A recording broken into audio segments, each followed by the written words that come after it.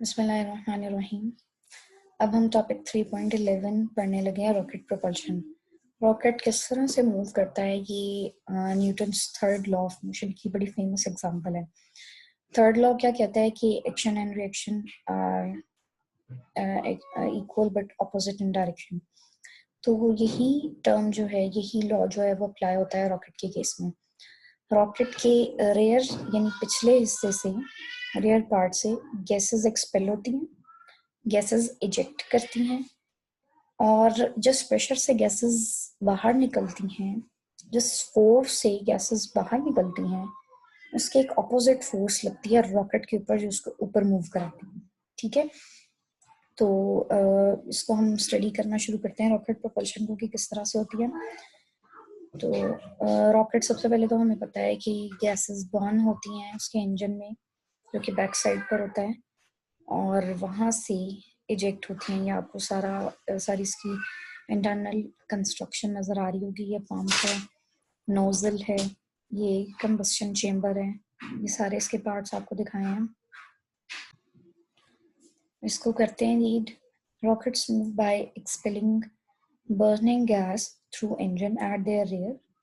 The ignited fuel turns to a high pressure gas which is expelled with extremely high velocity from the rocket engine. The rocket gains momentum equal to the momentum of the gas expelled from the engine, but in opposite direction.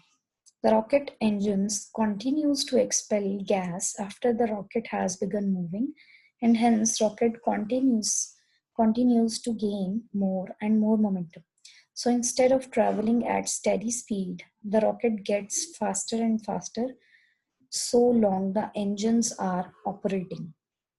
तो यहाँ पे क्या discuss हो रहा है कि एक fuel होता है रॉकेट के अंदर जो बर्न करता है, और बर्न करने के बाद जो गैसेस होती हैं वो बहुत हाई प्रेशर से बाहर आती हैं रॉकेट के रेयर साइड से, यानी कि ये पिछले हिस्से से।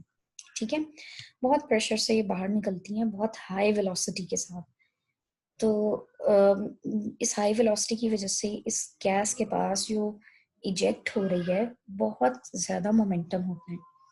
उसी के ऑपोजिट एक मोमेंटम लगता है रॉकेट पर एज अ रिएक्शन, और रॉकेट जो है वो ऑपोजिट साइड पर मूव कर रहा है। गैसेस क्योंकि डाउनवर्ड मूव कर रही हैं, इसी वजह से जो रिएक्शन वाला मोमेंटम होगा जो रॉकेट के ऊपर लग रहा है उसको अपवर्ड लेके जाएगा। ठीक है, और इस तरह रॉकेट जो है वो अपवर्ड मूव करता है।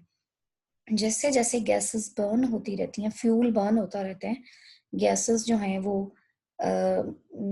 मतलब बाहर आती रहती हैं, और इस तरह से रॉकेट के पास मोमेंटम, रॉकेट को मोमेंटम मिलता रहता है, और उसकी स्पीड जो है वो हाई होती जाती है। ठीक है, तो शुरू में जब रॉकेट स्टार्ट करता है अपनी मोशन, तो स्पीड स्लो होती है, आहिस्ता आहिस्ता वो तेज होती जाती है। Right, a rocket carries its own fuel in the form of a liquid or solid hydrogen and oxygen. ये फ्यूल आपको बताया हुआ है। It can therefore work at great heights where very little or no air is present. तो जो fuel है वो या तो लिक्विड होता है या सॉलिड होता है, हाइड्रोजन और ऑक्सीजन होती हैं। In order to provide enough upward thrust to overcome gravity, a typical rocket consumes about 10,000 kilogram पर सेकेंड, यानी कि एक सेकंड में इतना मास जो है वो बर्न होता है फ्यूल का, and ejects the burned gases at speed of over 4,000 metre पर सेकेंड। यानी कि इतनी ज्यादा स्पीड होती है तभी रॉकेट जो है वो ऊपर मूव कर सकता है, अदरवाइज वो ग्रेविटी की वजह से नीचे आ जाएगा। In fact, more than 80% of the launch mass of a rocket consists of fuel only. तो 80% मास रॉकेट का जो है उसके अंदर फ्यूल ही होता है, बाकी जो 20% होता है उसमें रिमेनिंग चीजें होती हैं। One way to overcome the problem of mass of fuel is to make the rocket from several rockets linked together. तो अब चूंकि एक सेकंड में अगर 10,000 केजी फ्यूल बर्न हो रहा है, तो आप खुद अंदाजा लगा लें कि कितना ज्यादा फ्यूल होता होगा। ठीक है, तो ये तो बहुत मैसी कर देता है, बहुत मैसअप हो जाता है रॉकेट। तो इस मैस की प्रॉब्लम को सॉल्व करने के लिए हम क्या करते हैं, छोटे छोटे कंपार्टमेंट्स बना देते हैं या छोटे छोटे रॉकेट्स बना देते हैं और उनको एक दूसरे के साथ लिंक कर देते हैं। जैसे ही एक कंपार्टमेंट या एक रॉकेट का मास बर्न हो जाता है, वो रॉकेट से सेपरेट होके बाहर चला जाता है। इस तरह जो अब नया रॉकेट होगा जो उस कंपार्टमेंट या उस छोटे रॉकेट के बगैर है, वो थोड़ा सा लाइटर होगा। इसी तरह जैसे जिस जिस रॉकेट का मास बर्न होता जाता है, वो जो है वो सेपरेट होता जाता है। ठीक है। When one rocket has done its job, it is discarded, leaving others to carry the space further up at ever greater speed. तो जाहिर है मास हल्का हो गया, तो अब जो स्पीड मिलेगी वो और ज्यादा होगी. m is the mass of the gases ejected per second with velocity v relative to the rocket. The change in momentum per second of the ejecting gases is mv.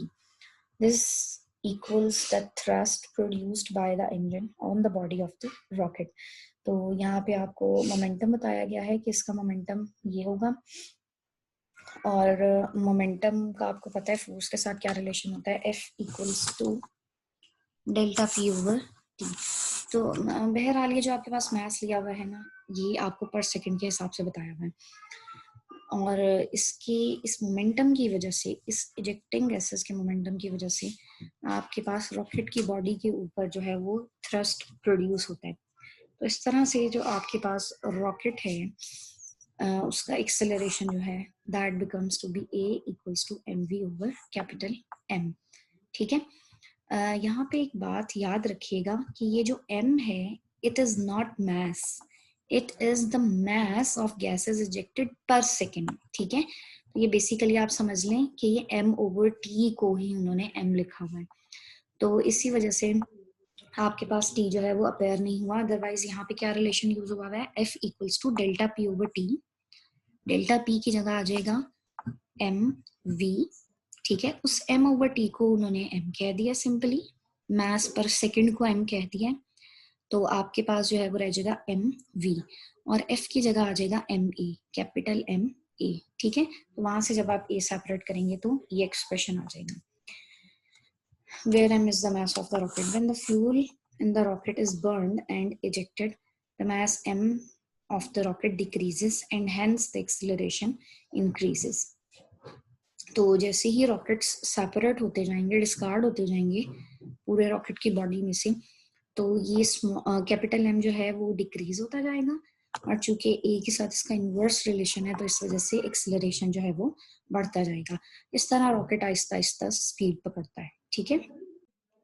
इस तरह से जो है वो रॉकेट प्रोपल्शन होती है. Thank you so much.